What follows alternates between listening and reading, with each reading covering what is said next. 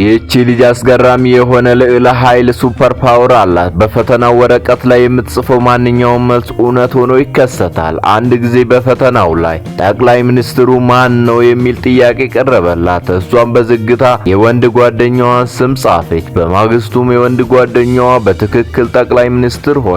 ልጅቷ ክስተቱ በጣም አስገረማት። የምትሰጣቸው መልሶች ዓለምን የመለወጥ አቅም እንዳላቸው ተረዳች። ሁሉንም ነገር ለማስተካከል ስትል በፍጥነት መልሷ ወደ ነበረበት ቀየረችው። በቅጽበትም አዲሱ ጠቅላይ ሚኒስትር ከስልጣናቸው መነሳታቸው ዜና ተዘገበ።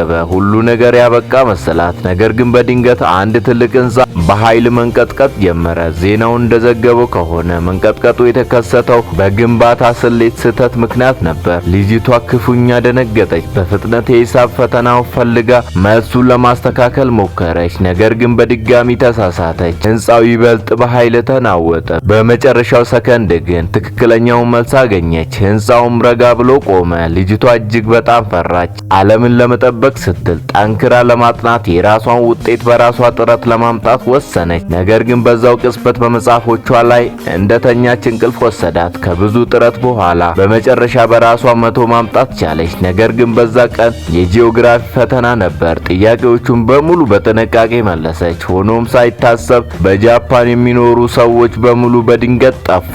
እንደታወቀው ከሆነ በፈተናው ጀርባ ላይ አንድ ተጨማሪ ጥያቄ ነበር። የጃፓን የአሁኑ የህዝብ ብዛት ስንት ነው የሚል ጥያቄው በወረቀቱ ጀርባ ላይ ስለነበር ልጅቱ ፈጽሞ አላየችውም ነበር። በዚህም ምክንያት የሀገሪቷ ህዝብ ከሀገሪቷ ጠፉ። እናንተ እንደዚህ አይነት ኃይል ቢኖራችሁ እንዴት ትጠቀማላችሁ? ሐሳባችሁን በኮሜንት አስቀምጡልኝ።